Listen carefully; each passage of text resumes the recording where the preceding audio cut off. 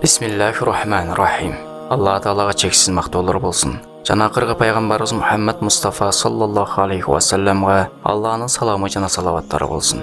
Ассаламу алейкум урматтуу мусулман туугандар. Азыркы замандын Куранды толук жаттаган, жашы 30-дар чамасындагы жигити пайгамбарыбызды түшүндө көрүүнү абдан каалап жүргөн. Ал жигит 15 жылдан бери бир да тахажжуд намазын каза кылган эмес. 5 убак намазды дайыма такбир улоого жетишип, имамдын аркасында туруп окуп келген. Сүннөттөргө бекем, шарияттан бир кыйла илими бар эле. Күндөрдүн биринде ошол жигит устазына келип, "Устаз, мен да намаз окуймун, сахабалар да намаз окушкан. Мен да Куран окуймун, алар да окушкан. Мен да орозо кармаймын, алар да кармашкан. Мен да тахажжуд окуймун, алар да окушкан. Мен да пайгамбарыбыздын сүннөттөрүн колдон келишинче карманамын, алар да карманышкан. Мен да инсанмын, алар да инсан. Айтыңызчы, мени менен сахабалардын айырмасы эмнеде?" деген копол суроосун берди. Бул суроо устазына оор батты. "Балам, бул сурооңо эртең багымдаттан кийин жооп берейин" деп канаттим болду. Себеби өзүн сахабаларга теңейген адамга кийин өзү окуп билип алар деген ниетте дароо жооп бергиси да келбеди. Эртеси күнү багымдатка такбир улоого жетишпей шашылып келди бала. Намаз бүткөндөн кийин устазынын алдына барып ыйлай баштады. Устазы: "Сага эмне болду балам? Эмне ыйлайсың? Тынчылыкпы?" деги. "Устаз, кече сиздин алдыңыздан кеткенден кийин үйгө барып уктадым. Түш көрдүм. Түшүндө пайгамбарыбызды көрдүм. Ал киши оң колу менен бир сахабаны, сол колу менен мени жетелеп алып, бир тегиз жолдо бара жатыптырбыз. Бир маалда кайдан жайдан бир унаа биз тарапка катуу ылдамдыкта келе жатыптыр.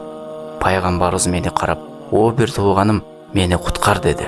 Мен болсо жанталаш эки жакка шашылып унааны токтотуу үчүн баллонуна чоңураак таш издеп жаттым.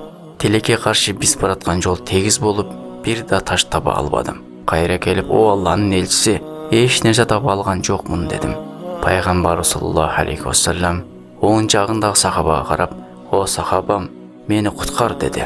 Сахаби эч жакка карабастан туп-туура барып, унаанын жолуна өзүн таштап жатып алды. Унаа ошол жерде токтоду. Чочуп турсам, тахажжуд намазым каза болуп, багымдат өтүп бара жатыптыр. Тезде арат алып, биринчи рекетке эптеп илешип калдым. Устаз, көрсө мен 15 жылдан бери биринчи катарда такбир улоо менен намаз окуганыма, тахажжуд намазын каза кылбаганыма, Куранны толук жаттап, кичине алган илимиме манчырканып кетипмин. Мен эч качан сахабалар кылганды кыла албайт экенмин. Мен өзүмдө аларга теңейгендигим туура эмес экенин түшүндүм. Мени кечээ эки ыңгай суроом үчүн кечириңиз" деди жигит өгүнүп. Анын сыңарындай кээ бир тентектерибиз чыгып калат.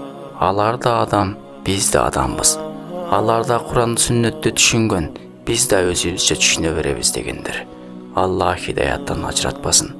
Алла Таала бардык нерсеге кадыр зат. Эгер бизди ошол доорго алып барып койгондо, биз пайгамбарыбызды уят кылмакпыз. Себеби биз намазыбызды каза кылабыз. Жана жалкоолук менен окуйбуз. Биз аялдарыбызга тилибиз өтпөйт. Кыздарыбызга жоолук салдыра албайбыз. Аялдарыбыз чет жакта иштеп жүрөт. Биз үйдө бала карап отурабыз. Арактагынан, кызылынан деп ууртап да коебуз. Бири-бирибизге жардам бербейбиз. Жада калса кошунабыздын ким экенин дагы билбейбиз. Канчалаган мусулмандар зулум көрүп жатканын билебиз, бирок дубадан башка колубуздан эч нерсе келбейт. Айта берсең, пайгамбарыбызды уят кыла турган сапаттарыбыз көп.